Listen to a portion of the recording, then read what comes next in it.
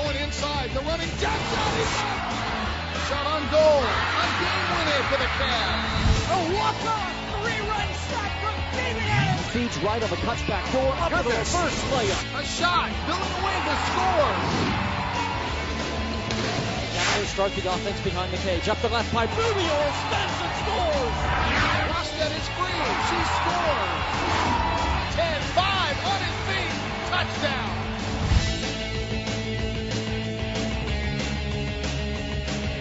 Cavalier Sports Weekly is presented by the Virginia Lottery, where all profits benefit Virginia's public schools grades K through 12. And brought to you in part by Geico. 15 minutes could save you 15% or more on car insurance. On this edition of Cavalier Sports Weekly, presented by the Virginia Lottery. I'm just thankful to God that my time is here and that I'm able to help my team out in any way possible.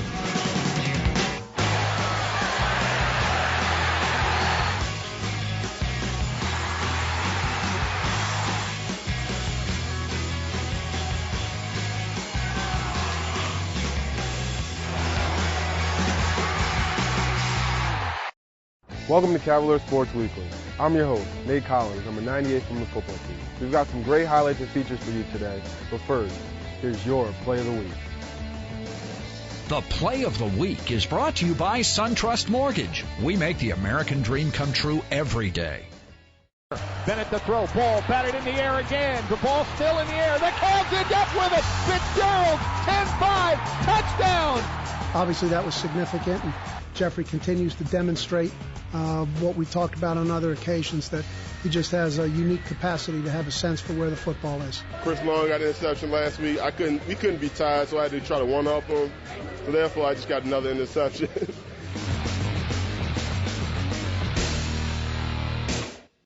Stay tuned. Virginia game highlights are coming up next. Sewell calls his own number. The quarterback will waltz in. Touchdown, far side. Nobody touched him.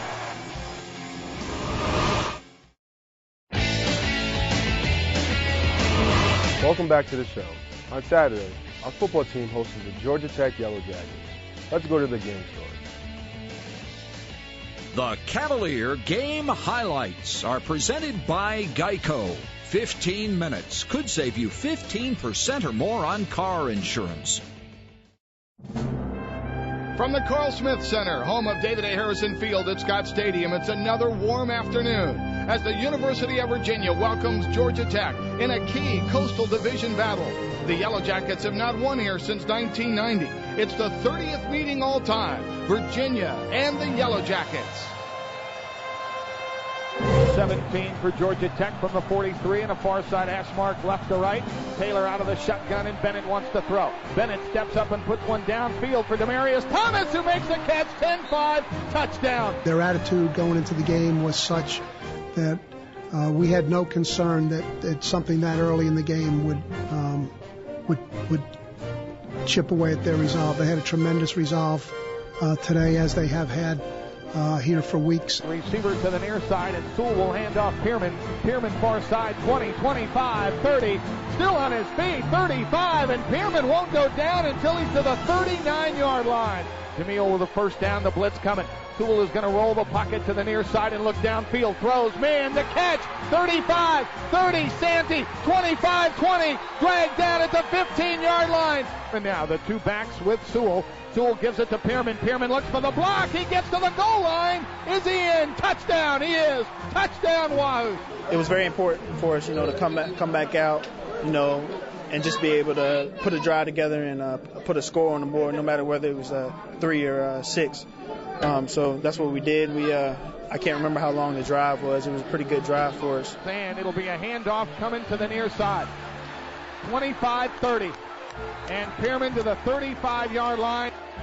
And Sewell under center, the play fake. Blitz coming. They get it to the tight end. The catch at the 35. On his feet, he broke it. 30, far side 20. And he is going to be rocked out of bounds and knocked out at the 18-yard line.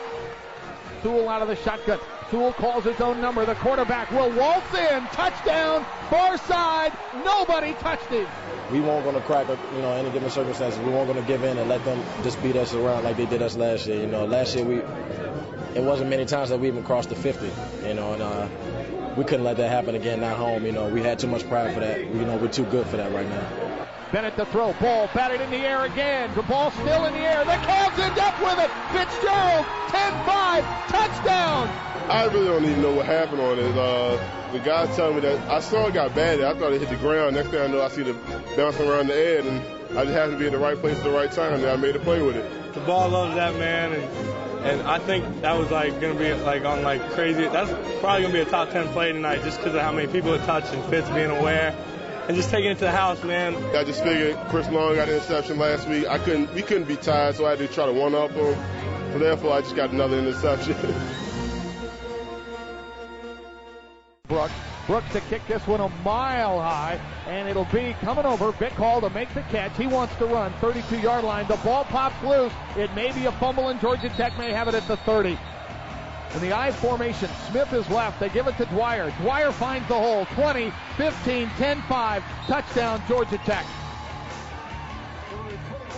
Bennett stays in the pocket. Bennett throws underneath. The catch wide open, the 25-20. Snap back, ball down. The kick is up, and it is perfect.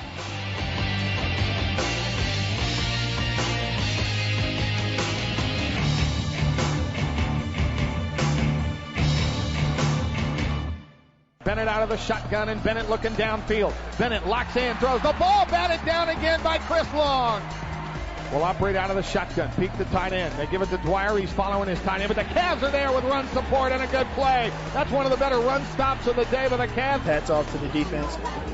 Each and every week, they come out with a big play after play. It doesn't really matter to those guys. Those guys are going to stick through things thick and thin. So it's good to know you have guys on your team like that. Kick is up, and it is long enough, and it is good. There wasn't a minute out there where I didn't believe we would win. Even when they hit the play early, when we were down late, it didn't matter. And the kick by Wigan is going to be returnable. Not all that high. 25. Oh, it drops it off his helmet. The Cavs going after it. They got it. Razai Dowling, I believe. Was it Dowling? No, Trey Womack. Sewell looking to throw. Sewell looking. He's got a man. Staten Joe. Touchdown. I had some balls earlier in the game that I definitely should have had. I kind of got down on myself. Jamil, he's a team player. He never lost confidence in me. And so, I'm really appreciative of that and giving me another shot to make a play. It's a route that he runs well. He's run it well in practice. He's got a good feel for it. It was a terrific throw. Jamil put it right on the target, and obviously that gave us the margin, and then we had to work hard to defend that the rest of the way, and made a couple of good stands. 5-step drop under pressure. Gets away. He is going to be hit in the pocket and sacked back to the 31-yard line. Chris Long got him. 2 to the left and a receiver near side. Bennett to throw. Steps up in the pocket, and his arm going forward. There's a ball on the ground. Virginia going after it, and I think Fitzgerald got a hand on it. He's left. 2 to the left for Bennett. Bennett looking back to throw. He's going to put it up in the air. The Cavs playing it perfectly, and it's going to be incomplete. When it was on the line, they were able to put real good pressure on it. 4 downs in a row there. Any one of those plays, you got to win on all 4, and we were able to do that.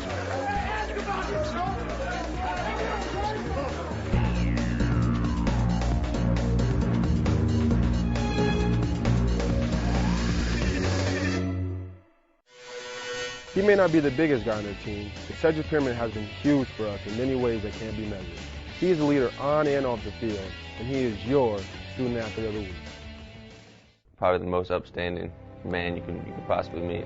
I know if I was a first year coming in and he was a fourth year or upperclassman, that would be the guy that I would look towards to model my career after.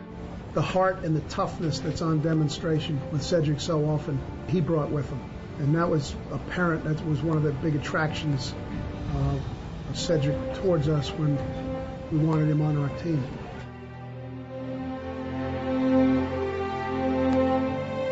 I grew up on a tobacco farm. My family and I, we were always, up early in the morning working on the farm. There was a lot of hard work that went into everything, a lot of discipline. I think that's why I don't talk that much, because I was always hard at work, and there was never really a lot of talking going on, I guess. Just a lot of working and sort of harvesting. So we really had to take good care of what we had, so it would be worth something at the end. And I think that really gave me a lesson to look at. You know, hard work does pay off in the end. I definitely built a bond with my grandfather.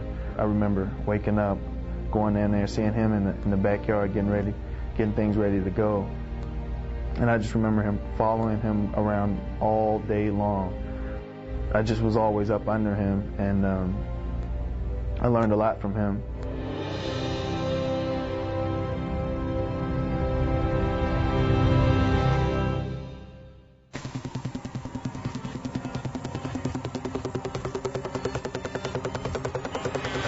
What impressed me the most is probably just the relentless effort in which he runs with. You know, he's not the most flashy guy out there that you're going to see making all the Barry Sanders moves and stuff like that. But he's also not, you know, slow by any means and a big rugged bruising back. You know, he kind of has flares of everything. You know, and he's almost a complete back. You know, he can run with authority. He also can beat you with speed and make some cuts and stuff that you're like, wow, you know, that was impressive. His runs speak for themselves. They illustrate what we're talking about. Emmitt Smith was that kind of back. Curtis Martin was that kind of back. Walter Payton was that kind of back. They didn't just gain yards for their team. Okay, they energized their whole team through their toughness, through their effort, through their heart, through their production. He brings that, and as far as the players are concerned, he's the people's choice. They know what he does for the team. They respond to his heart and to his effort. You can say he's the rock, or you can say, you know, he's the heartbeat of the team. He's just one of those guys who has very strong values, both with his faith and his religion, and just personally and what he wants to do in life. And you know, he works hard at trying to accomplish these things, and you know, I think he does a very good job of doing that. I do take satisfaction in that a rock is a solid foundation for any organization, any building. If you build something on a rock, I feel like it's going to last a really long time. A lot of guys who played football ran track too, so it was really good to be around those guys, and it's allowed me to work on my explosiveness a lot more. Just my overall ability to be able to, you know, break a long run and just be able to keep that strong running form. And it's just been great to be able to hang around a different group of people and just, you know, seeing how they work and go about things. It's been a lot of fun.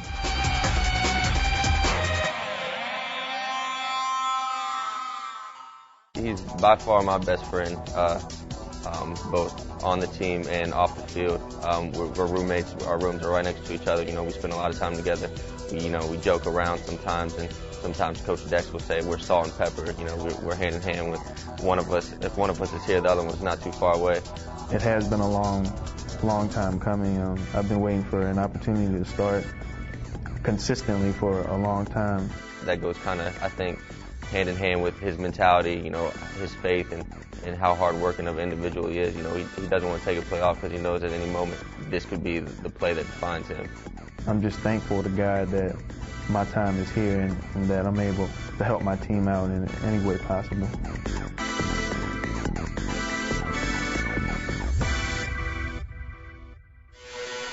In 1996, the Cavaliers were led by a host of great players, including Anthony Poindexter and Tiki and Rondé Barber. In this week's Cavalier Flashback, we will recall a big game at Scott Stadium against the Texas Longhorns. Cavalier Flashback is brought to you by the Virginia Lottery. In 2006, the Virginia Lottery contributed a record $454 million to public schools throughout the Commonwealth. When Texas ventured into Scott Stadium on September 28th, the Cavs showed their might to the entire nation. You have to go back to 95 when we played them in Austin and lost on the last second field goal. And Ricky Williams had probably rushed for almost 200 yards on us. Coming into the game, you know, he had made some statements about the only thing he remembered about the game from last year was how big the holes were. And as a defensive unit, we took it personal, and you know, we just tried to on every play remind him of, you know, his statement. Every time they would touch the ball, you know, he would just be like, Ricky, how big those holes? How big is that hole? How big is that hole? And we ragged him the whole night. Midway through the first quarter, ACC Player of the Year Tiki Barber sliced through the Texas defense for a 16-yard score. Then just 2.5 minutes later, Barber worked his offensive magic again. He checks to Tiki Barber. Barber explodes. 25-20, 15-10, a cut at the 10, to the 5. He scores a touchdown. Tiki's made some great runs, but that might have been the best of them all. Tiki as a running back and as a teammate, you know, he's a great player. You know, at the time, you probably didn't know you was amongst that type of player. You know, we just looked at him as a fun-loving teammate. But you look back on it, you was around greatness at that time. But that night, man, he was just electric. They couldn't really tackle him, and he made some cuts, unbelievable cuts, and made some terrific runs. And that's one of the main reasons we won the game.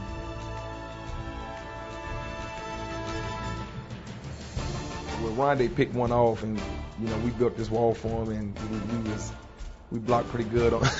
We knocked some people on the ground on his return. When you're playing a team like Texas, a national power, and for him to be able to come into your stadium and you to be able to put a good thumping on him like that, that does go down as one of the best games I played here, and one of the most memorable games I played here. Coming up after the break.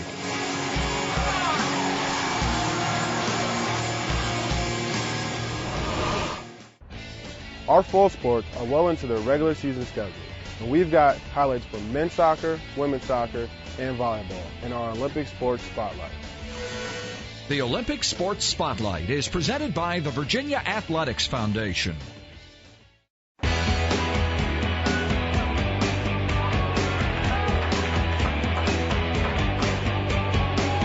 Didn't quite go as we had planned. We hoped to score first and score early, and it kind of worked the opposite way. They scored first and scored early, but we did manage to get the result that we wanted. We also managed to get a number of guys who hadn't started, get them some minutes, and rest some guys who have been playing a lot. So in the end, it worked out.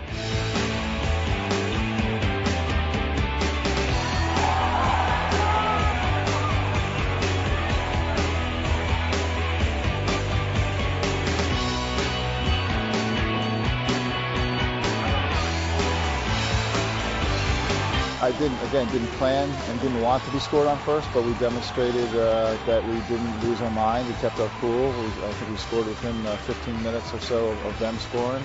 And then in the second half, I think we had one shot in the second half, and I knew it was just a matter of time before we get the go-ahead goal.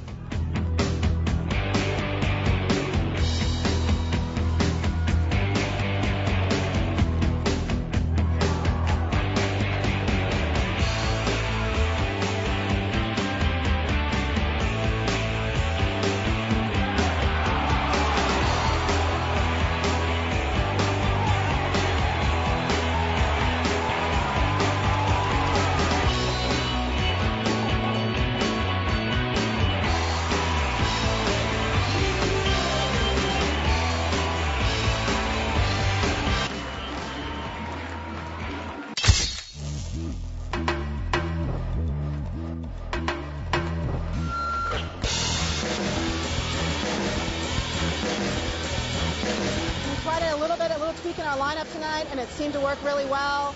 We scored a lot of points serving, which was our goal with that tweak.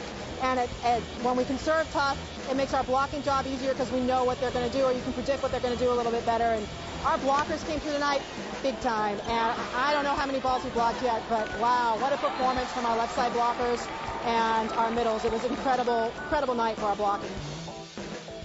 I really thought Katie Oakes probably had the best match of the season so far. Sarah Kirkwood always has good nights just because she does everything for us. So although she might not be our leader in any one category, she does everything so well. It really helps us out. And then Melissa Caldwell came through in a clutch in Game 3, passed some balls right there at the end, had a big dig in Game 4. She's really proving to be one of the best liberos in the conference this year. We have showed a lot of poise under pressure so far this year, and it really came through in our win against Virginia Tech. When we came back and won that second game, we were down 29-26 and came back and won 32-30. And I think that really just sort of cemented that confidence into our team that we can come back, and if the team starts to make a push, that we can push right back and still come out with a win.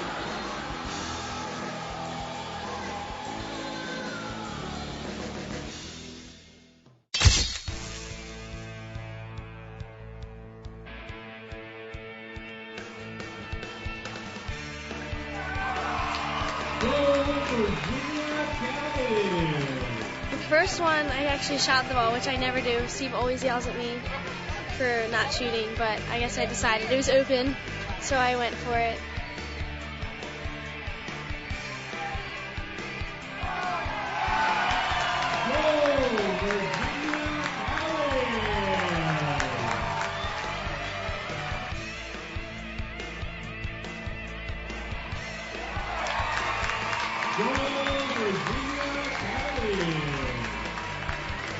Second one, Shannon just played an awesome ball. I didn't really have to do anything. Just kind of tipped it in with my head. We scored some good goals, so that was good. But they're you know, like I said, I mean, they're not an easy team to break down, and you know, I thought they had a good game plan, and you know, it took us a little longer than maybe we would have hoped to break it open. But,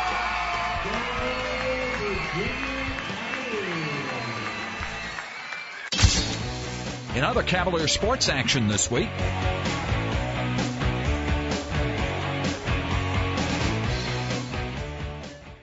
thanks for watching Cavalier Sports Weekly.